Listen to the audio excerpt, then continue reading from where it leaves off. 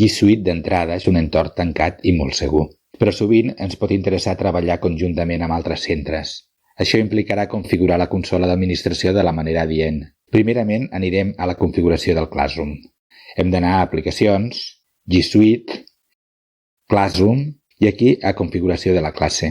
Aquí a la informació sobre la pertinença a una classe haurem de canviar la configuració per defecte, que és només l'usuari del teu domini. Seleccionarem en ambdós casos els usuaris o les classes de dominis inclosos a la llista blanca.